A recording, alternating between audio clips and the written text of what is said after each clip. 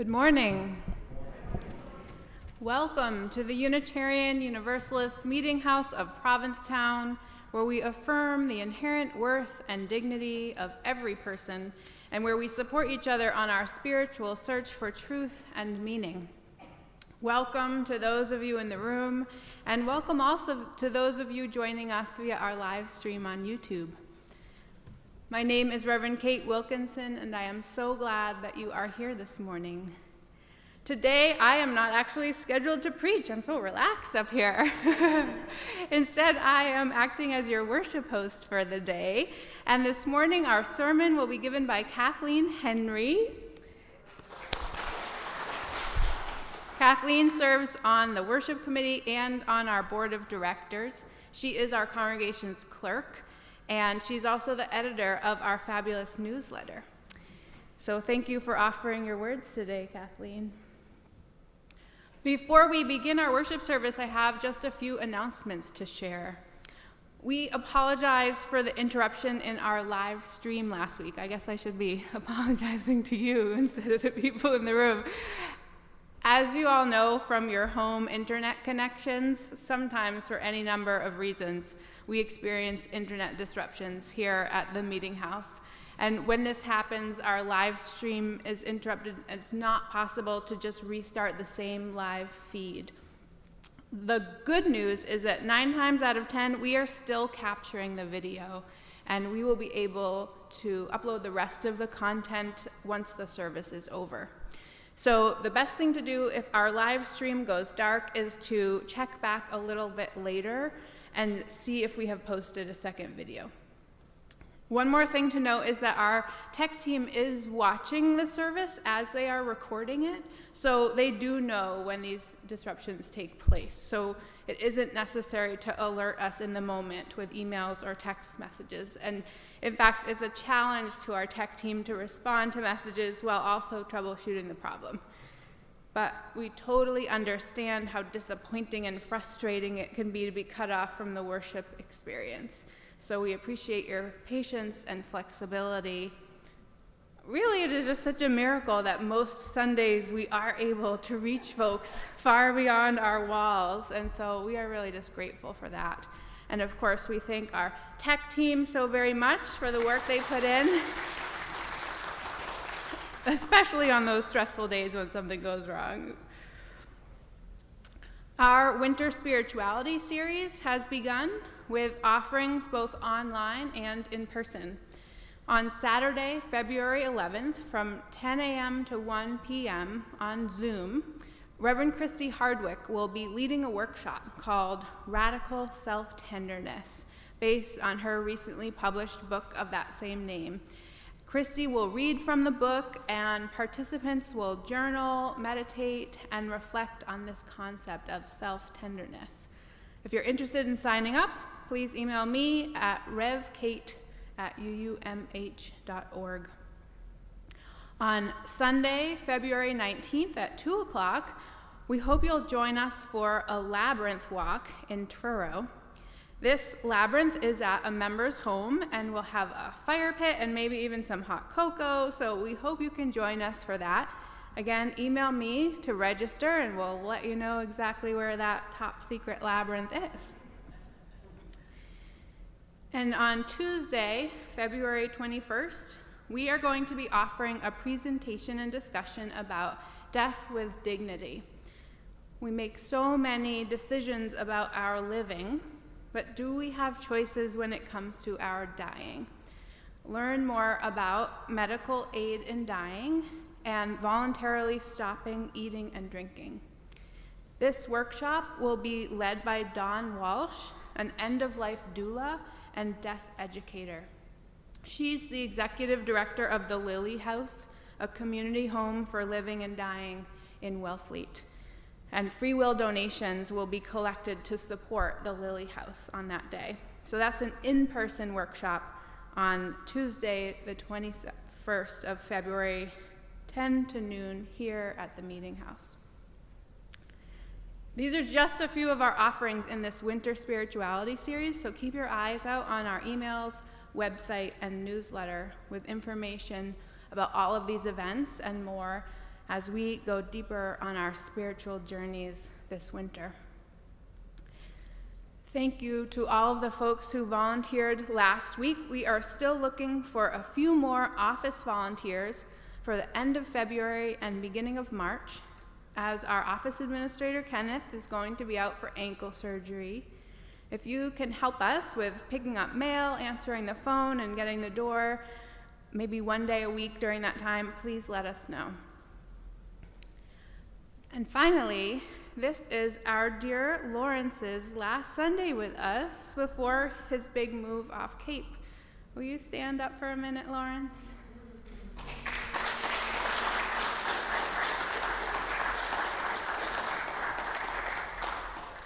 Lawrence, we are going to miss you so much, but we are so happy for you that you have found such a lovely place for this next chapter of your life. And those of you attending in person today, we hope you'll join us downstairs after the service, where we will give Lawrence a basket full of cards that have been sent in for you, and also our well wishes and blessings for your journey. Hope you can join us. Let's take a moment now to affirm our Meetinghouse covenant. I will say a line, and then you can say it back to me. Love is the spirit of this Meetinghouse. This is our great covenant. To dwell together in peace. To seek the truth in love. And to help one another. Now, as we light our chalice here in the sanctuary, I invite those of you who are watching from home to light a candle wherever you are. In that way, we can feel connected even while we are apart. Our chalice lighting words are by Christine Robinson, and I invite Lawrence to light our chalice for us.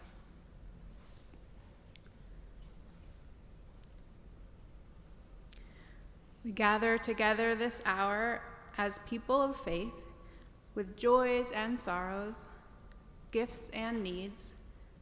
We light this beacon of hope, sign of our quest for truth and meaning, in celebration of the life we share together.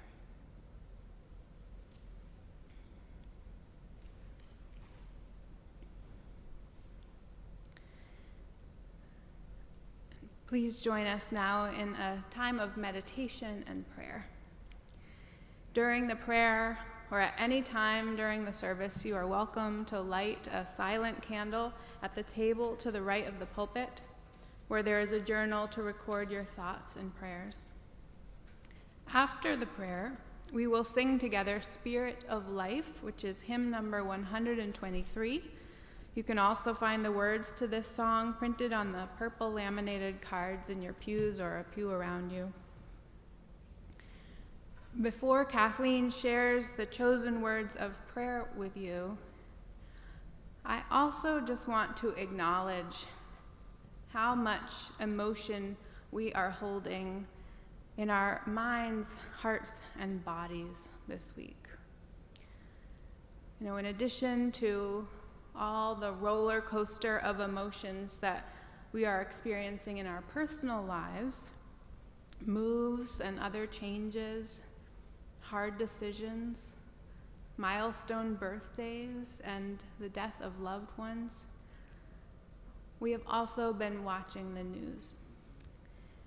We have taken in the absolute heartache of the story coming out of Duxbury and the tragedies that mental illness sometimes leads to. And we have heard the story, and some even watched the video, of Tyree Nichols being killed by police in Memphis. We hold our black and brown siblings especially on our hearts this morning. We struggle to understand how systems of power and militarization can corrupt and dehumanize our hearts until we do not see one another as people. So this morning, as Kathleen offers the prayer, the only softening I can think of for this heartache is to spend this time, this hour, seeing ourselves and each other, each of us gathered here and those watching at home, as people, whole people, not just nameless faces or surface caricatures, but people with their own stories and lives and struggles and joys. And extend that out when you leave here to each and every person that you encounter today. Each of us imperfect, each of us worthy of love, each of us divine. Can we do that?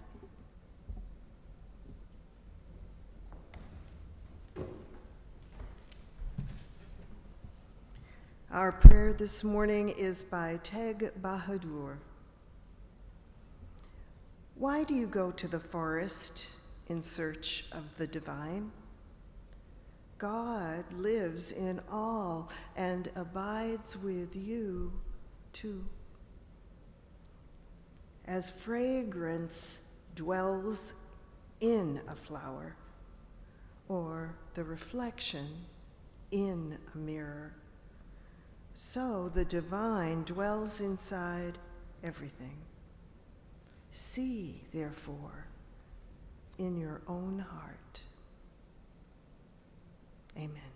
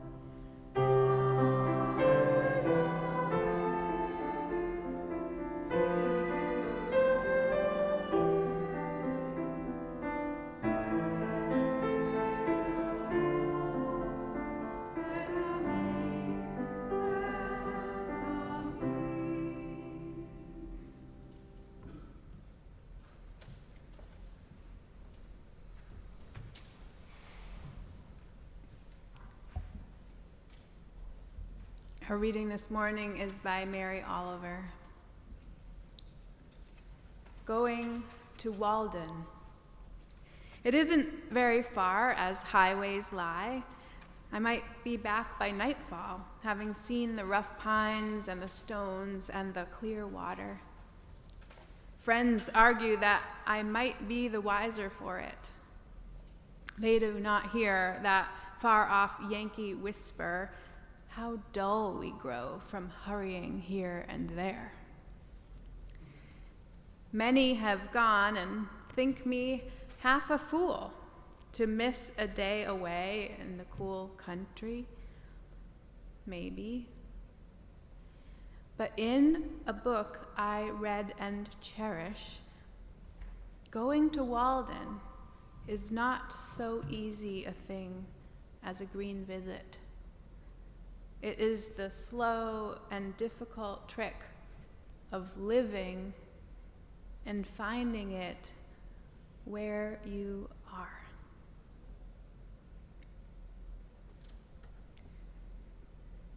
And now is the time when we take a collection for the ongoing support of this meeting house and our shared ministry.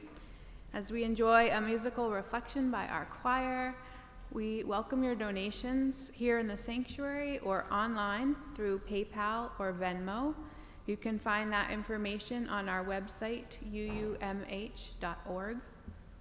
On and off-site, your offerings will now be gratefully received.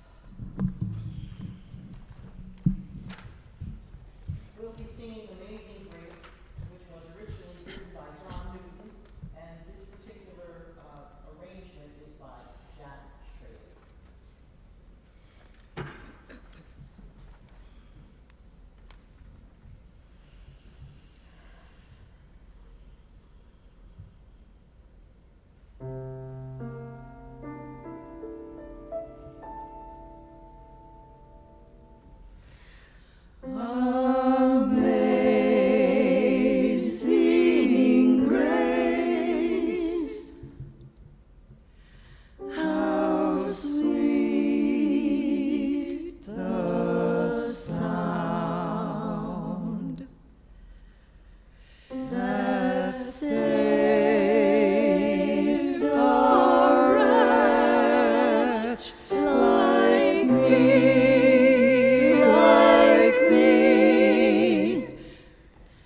I once was lost, but now am found. Was blind, but now I see.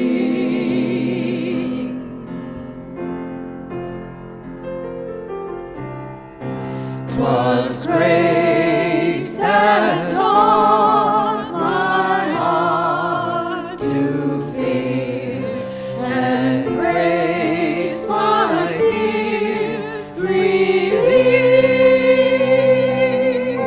How precious did that grace appear, the hour I first believed.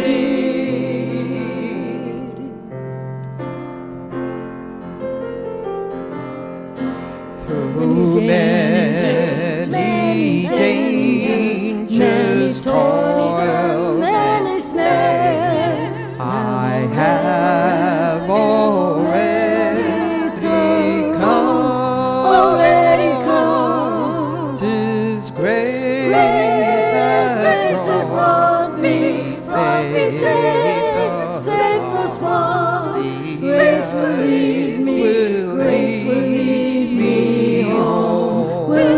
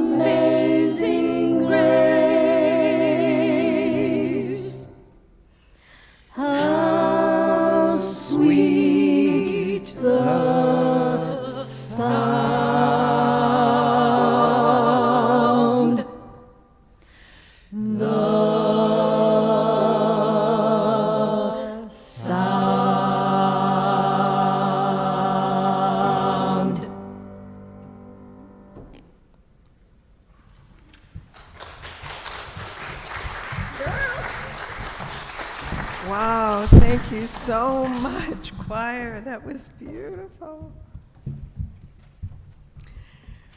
Good morning. Today, as we've already acknowledged, is a special day for all of us here at the Meetinghouse. Lawrence Crisara is moving over the bridge, and he who has been a member here for decades and has served on every committee, trust me, every committee, will be sorely missed and warmly welcomed back whenever he visits. My topic for today, which is Beyond the Beyond, and I'll say more about the theme in a minute, is a topic I chose before I realized it was going to be Lawrence's last Sunday with us. And so as he goes beyond the bridge, no coincidences, right? So it made me think about Lawrence's move and others too, like Sheila Ryan. Hi, Sheila. And local folks we don't see too often. And the folks from far away, like our Canadian members who are with us on our live stream, our Florida, Rhode Island, Connecticut, Michigan contingents, Reverend Kate's parents in Plymouth, and of course, April and Calden. Thinking of all of them brought to mind a fable I wrote many years ago about a young girl named Emily Jean. The fable came to me on a retreat in Haverhill, Massachusetts. My liturgical dance company, Credo, used to always go away to a convent on a property in Haverhill for a weekend's retreat in January's. The grounds bordered a large pond, and there was a hiking trail, but mostly it was just a cozy, warm spot, perfect for reflecting and praying and creating. One day on retreat, after lunch, readying for a quick walk outdoors, one of the dancers asked the group, as she tugged on her woodland cap, "Has anyone here ever been beyond?" We all knew what she meant, and one person answered, yes, she'd been for a walk to the nearby golf course once, but most of us said no. But the question itself stayed with me. It has, in fact, stayed with me for years. So, back to the fable and to Emily Jean. Emily Jean begins to wonder about what was beyond her neighborhood. Had anyone gone beyond her street? You see, she was growing up, and her horizons were broadening. Perhaps we all have a question like that, and perhaps those questions last our whole lives through. Perhaps the definition of beyond shifts as life goes along. At one point, beyond might mean thinking of attempting something we've never tried before, like water skiing, yikes, or writing a novel. Maybe beyond might mean aging itself, which invites us to move beyond our former capabilities into a new relationship with our bodies, into an unknown. For some people, going beyond might mean thinking about life's final journey into the ultimate unknown. The little beyonds we encounter daily just might be helping us ready ourselves for facing the ultimate beyond, death. When searching and wondering are not strange pursuits, but an integral part of our daily process, an open-ended, what's next attitude develops. A curiosity, a belief in possibility, in our own potential. When we put up obstacles to our trying new things, to our exploring, we feel fear and worry, especially about the ultimate questions. We are used to having things a certain way. Hereabouts is good enough, I reckon. Who needs this beyond, right? Emily Jean was beginning to think there might be more to life. She decided to ask others if they had ever been beyond. Let's listen in on Emily Jean and see where her journey takes her. Are you ready? I have never been beyond. Have you? Emily Jean asked the silver birch tree. The birch tree hovered way down low and whispered sadly, "No, I have my roots, you know." I have never been beyond. Have you? Emily Jean asked the red and white stop sign. The stop sign stood at attention and snapped an answer, "No, I have my duty to do, you know." I have never been beyond. Have you? Emily Jean asked the field stone wall. The field stone wall wearily said, "Well, parts of me may have, but I wouldn't know. You see, others need me to stay in my place." I have never been beyond. Have you? Emily Jean asked the corner. The corner sharply replied, "They say it is just around me, but I cannot believe it is so near, you know." So far, Emily Jean has run into folks who insist they are needed right where they are, or who can't imagine anywhere else to be, or who feel so grounded and safe in their place, they are really stuck. We all can recall a parent or a teacher who shook a head at us and said, "Oh, no, no, no, you can't do that. Why, I have never done that." It doesn't take much for a child, or no matter the age, the childlike dreamer within us, to become discouraged or frightened, to pull back from the mystery of what is around the corner, to pull back from just what might be next. We can end up weary and wary, sitting on a never-moving stone wall, while all the possibilities peek out around the edges at us, but we decide they are out of reach.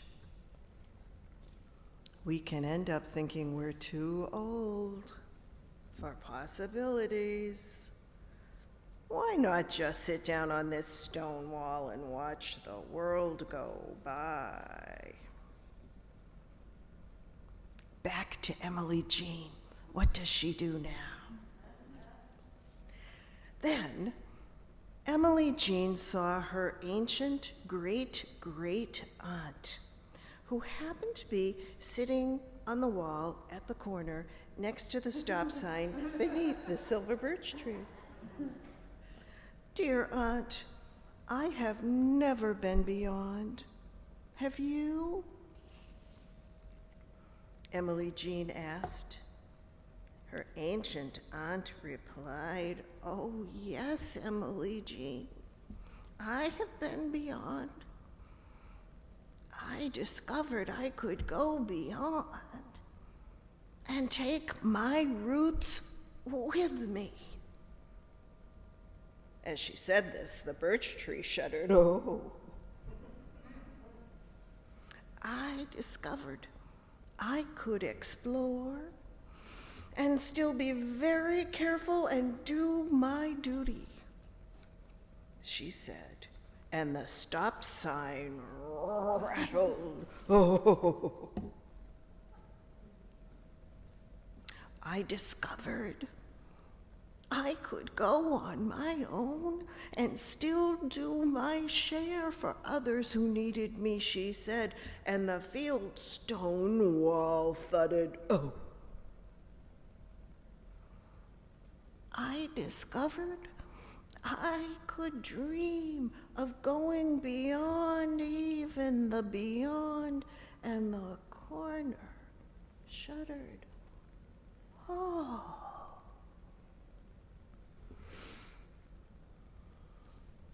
I have never been beyond, said Emily Jean, but I am going beyond you, tree, because I have learned I can take my roots with me. Beyond you, stop sign, because I have learned I can do my duty and still explore. Beyond you, wall, because I have learned I can be my own self and still do my share for others. Beyond you, corner, because I can dare to dream.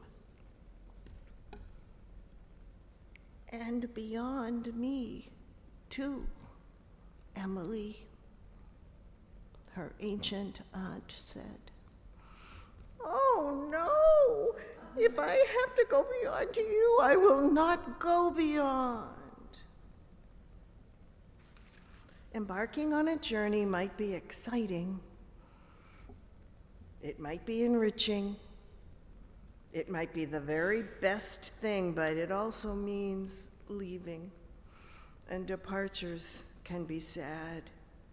Even the thought of missing people you have known for years can bring tears, let alone actually heading out the door and over the bridge. Going beyond can be overwhelming. There's always a lingering doubt, too, that maybe this journey to beyond won't be all happiness and ease. Maybe there's a failure or disappointment in store. That's the trouble with mysteries, with the future, with beyond. You just can never know when you are standing in the here and now what the there and then will be. Taking the first step can be daunting indeed. Back to Emily Jean. But Emily Jean's ancient great-great-aunt smiled and told her, whenever you miss me, Emily Jean, and you cry, look inside your tear, and you will see beyond. You will know I am with you in the beyond that lies within you, very deep. That will give you courage to explore your beyond and even beyond. So, Emily Jean waved goodbye to the tree, saluted the stop sign, patted the wall, went around the corner, but not before she kissed the wrinkled cheek of her ancient great-great-aunt and whispered in her ear, "I will remember you and all you mean to me and all you have taught me. I will be careful and courageous both. I will be myself and still be there to help others. And I will dare to dream. Most of all, I promise I will be back." Lawrence, our hearts go with you as you go beyond the bridge. Calden, so far away, we send you blessings. April, not so very far away. Know that on your life's new journey, we hold you up in love and joy.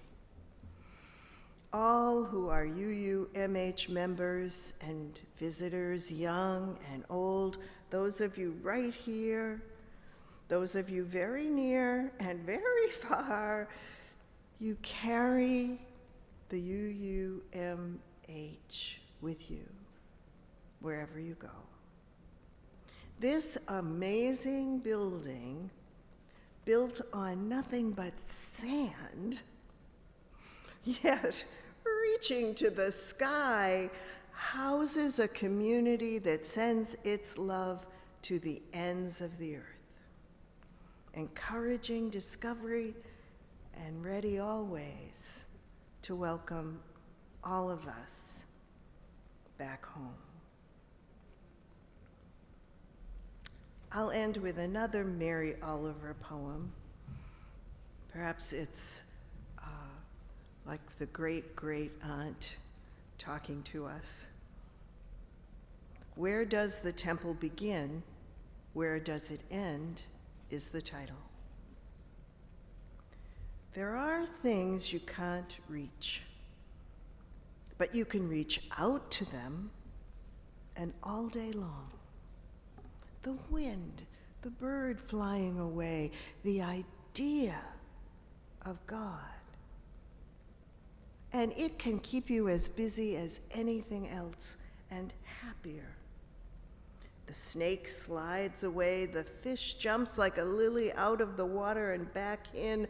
The goldfishes sing from the unreachable top of the tree. I look. Morning to night, I am never done looking. Looking, I mean, not just standing around, but standing around as though your arms are wide open. And thinking, something will come. Some shining coil of wind or a few leaves from any old tree. They are all in this too. And now I tell you the truth. Everything in the world comes, at least closer and cordially, like the nibbling, tinsel-eyed fish, the unlooping snake, like goldfinches, little dolls of gold fluttering around the corner of the sky of God. The blue air. Amen. And blessed be our journeys to beyond.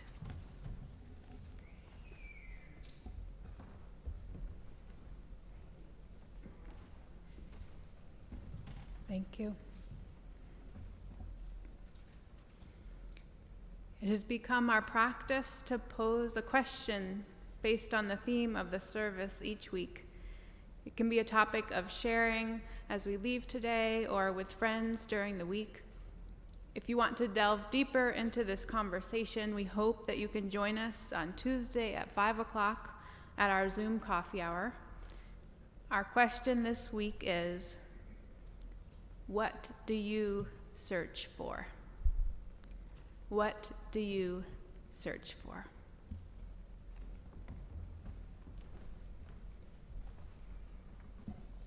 And now some closing words, calling on Emily Jean.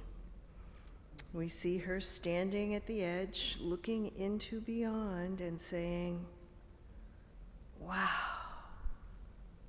all the possibilities. Go in peace.